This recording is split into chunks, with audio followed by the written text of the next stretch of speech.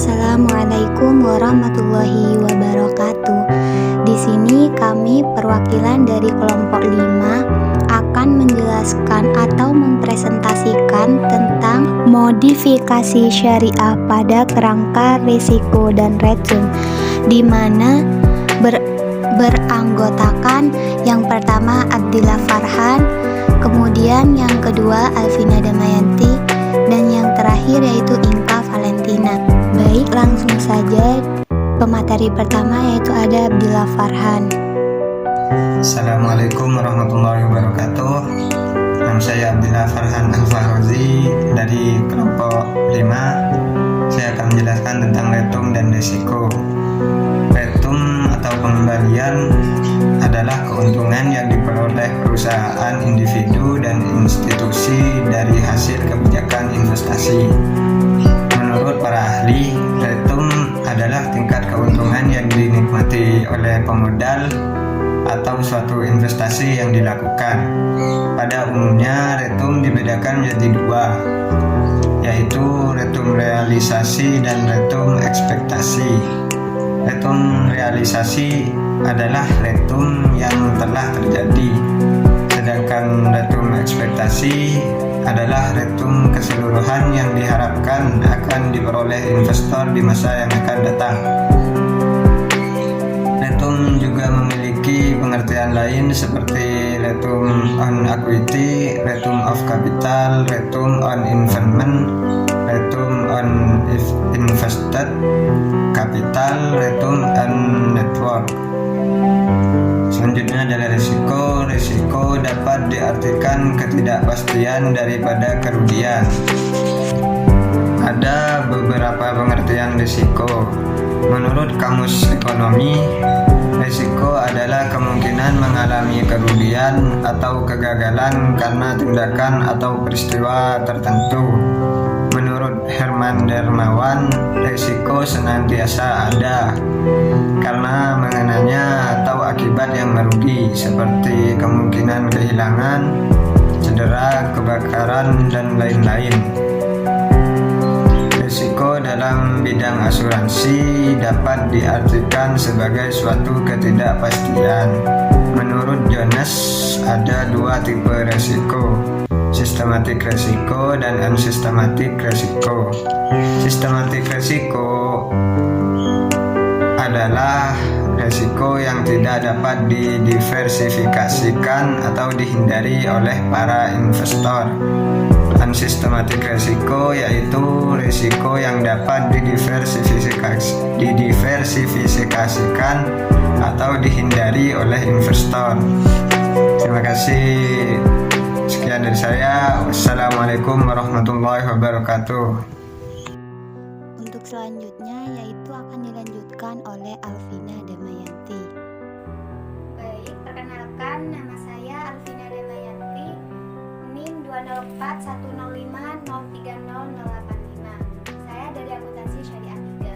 Di sini saya akan menjelaskan tentang perhitungan return yang diharapkan dan resiko. Nah, sebelum saya menjelaskan tentang perhitungan tersebut, di sini saya akan mengingatkan terlebih dahulu tentang konsep return dan resiko, yaitu saling berkesinambungan atau saling berkaitan. Yang mana apabila kita mengalami return yang lebih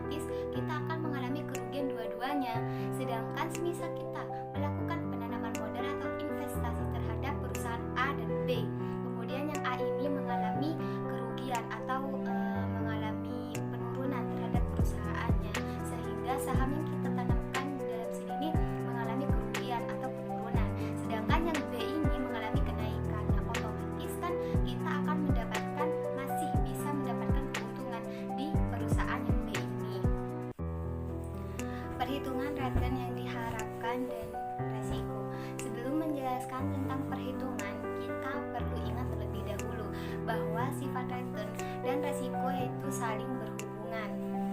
Konsep tingkat pengembalian yang diinginkan yaitu bisa dihitung menggunakan rumus K sama dengan KRF plus KRP, di mana K sama dengan tingkat pengembalian bebas resiko. KRP adalah premi resiko. Seperti contoh, perusahaan Polaroid yang obligasinya jatuh tempo pada tahun 2006, berdasarkan harga pasar dari obligasi ini pada 19 September 2000 kita dapat menentukan investor itu mengharapkan pengembalian sebesar 11%.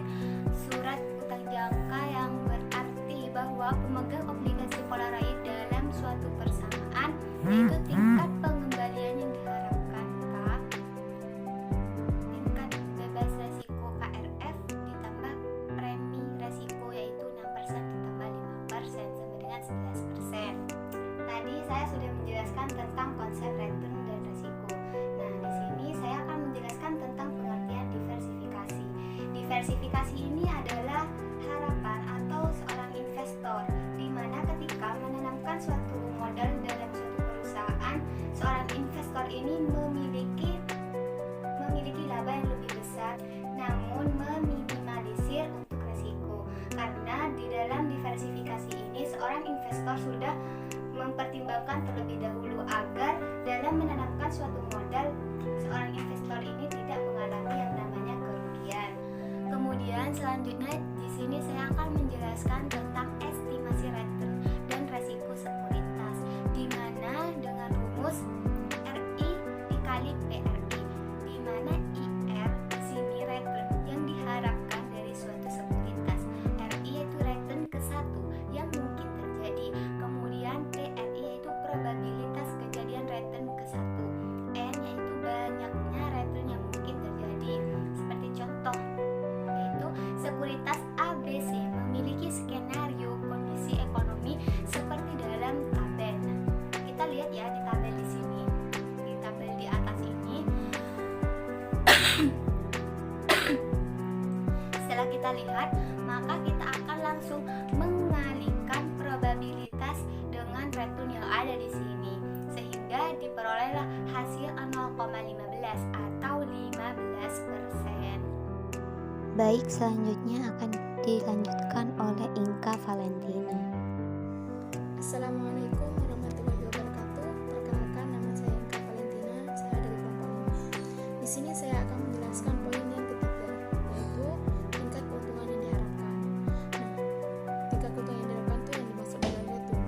Dan return itu juga bisa disebut dengan pengembalian yang berupa keuntungan yang diperoleh dari suatu perusahaan ataupun individu atau institusi dari hasil kebijakan investasi yang mereka lakukan kepada perusahaan lain. Dan return itu juga merupakan laba dari hasil investasi yang mereka lakukan. Nah, untuk mengetahui return tersebut itu ada beberapa rumus ataupun perhitungan untuk mengetahuinya. Nah, salah satunya dengan menggunakan rumus ROA atau ROE.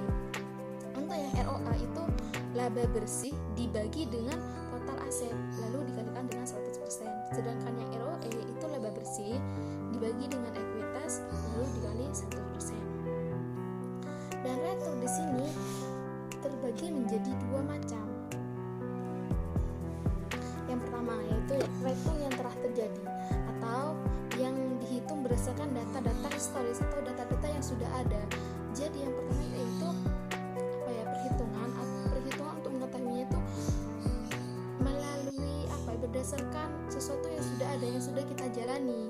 Investasi kita menginvestasikan, lalu apa yang sudah kita investasikan itu sudah berjalan. Nah, untuk yang kedua yaitu itu sudah berjalan. Nah, untuk yang kedua yaitu perhitungan apa yang akan diperoleh oleh investor di masa yang akan datang. Nah, maksudnya itu ketika kita menginvestasikan sekarang, untuk yang kedua ini kita menghitung bukannya seperti tadi, bukan menghitung hasil ataupun berjalannya uang yang kita investasikan ke perusahaan tersebut. Namun yang kedua ini yaitu menghitung penghasilan yang akan diperoleh oleh investor di masa yang akan datang. Nah, untuk komponen-komponennya di sini ada dua bagian. Yang pertama yaitu capital gain. Nah, capital gain itu merupakan kenaikan ataupun penurunan harga dari surat yang sangat berharga, entah itu berupa saham ataupun surat hutang yang jangkanya yang panjang. Nah, lalu itu juga bisa memberikan keuntungan ataupun kerugian bagi investor. Yang kedua yaitu yield itu merupakan komponen yang mencerminkan atas aliran arus kas gitu, aliran kas ataupun pendapatan yang diperoleh oleh investor, entah itu secara periodik. Ada juga beberapa tokoh yang menjelaskan bahwa tingkat pengembalian yang diharapkan oleh investor adalah laba yang akan diterima oleh dari hasil yang mereka investasikan kepada perusahaan tersebut. Dan dalam waktu yang akan datang dan tingkat keuntungannya itu berapa untuk mengetahui itunya. Lalu tingkat keuntungan yang diharapkan. Tingkat keuntungan yang diharapkan itu merupakan rata-rata tertimbang dari tingkat pengembalian yang diharapkan oleh masing-masing saham. Untuk return sendiri itu juga ada return ekspektasi. Return ekspektasi yang di sini itu adalah return yang diharapkan akan diperoleh investor di masa yang akan datang. Jadi seperti sudah memberi harapan, kita sudah punya harapan atas hasil yang dari investasi kita. Intinya hasil yang akan diperoleh oleh investor yang di masa yang akan datang. Berbeda dengan return realisasi ya. Kalau return realisasi itu yang sifatnya sudah terjadi. Intinya yang sekarang, yang tadi dua itu yang sudah saya bahaskan. Nah itu. Kalau yang satunya itu kan kita menghitung yang sudah terjadi, yang akan kita dapatkan sekarang. Nah, kalau yang satunya yang ekspektasi itu adalah perolehan yang akan diperoleh oleh investor tapi di masa yang akan mendatang. Namun kita menghitungnya sekarang. Mungkin hanya itu, kurang lebihnya mohon maaf. Apabila ada kesalahan kata ataupun penjelasan yang memang kurang jelas, saya mohon maaf. Wabillahi taufiq wal hidayah. Wassalamualaikum